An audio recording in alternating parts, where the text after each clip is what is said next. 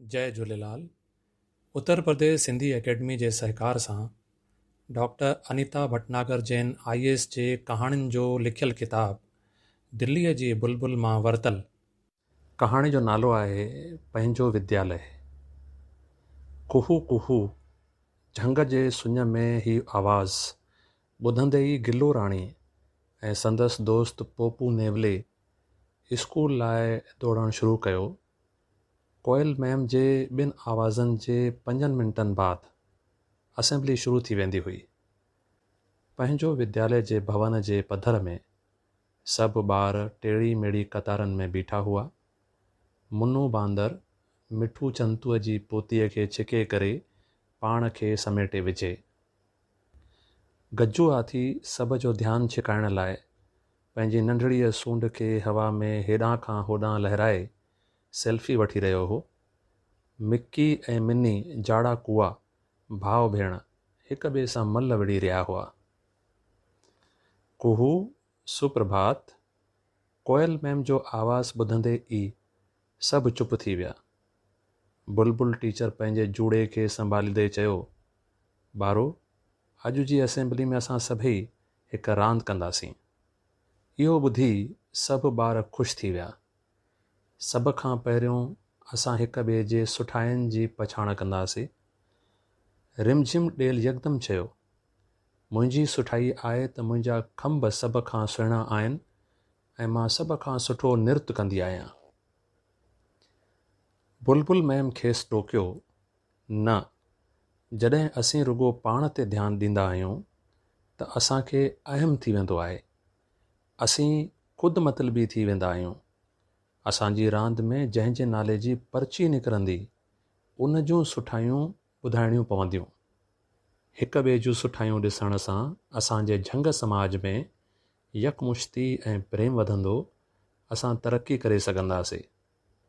पहिरियों वारो मिक्की कुए जो हो, जंहिंखे सुनैना बदक बाबति ॿुधाइणो हो। मिक्की चयो, बतकूं हमेशह भूई ते हिकु कतार में अनुशासित थी करे हलंदियूं आहिनि।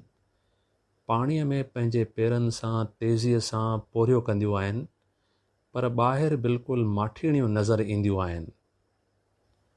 मुन्नू बंदर पंहिंजो मथो खणींदे सोचे रहियो हो त कारे कांव में कहिड़ी सुठाई आहे। हुन जो कांकां जो आवाज़ बि विचित्र आहे।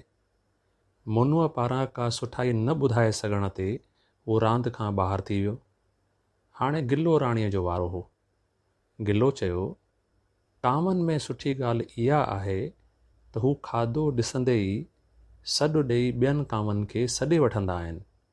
हिकिलो खाधो कोन खाईंदा आहिनि। कांव तमामु सियाणा हूंदा आहिनि। मट में पथरियूं विझी पाणी मथे आणण जी आखाणी त असांजे हिंदीअ जे सबक़ में आहे। कांव महान आहिनि। हू पंहिंजे आखेरे में रखियल ॿियनि जे आननि याने अंडनि जो बि ख़्यालु रखंदा आहिनि। सभई गिल्लो लाइ ताड़ियूं वॼाइण लॻा। कारे कांव जूं अखियूं पिणु ख़ुशीअ सां आलियूं थी वयूं। पोपू नेवले खे मिठू चंतूअ बाबति ॿुधाइणो हो। पोपू सोचे रहियो हो त उन जी माउ खेसि आकाश में उॾामंदड़ चंतू याने तोता ॾेखारिया हुया, जेके टिकुंडी बनावट में उॾेरी रहिया हुआ।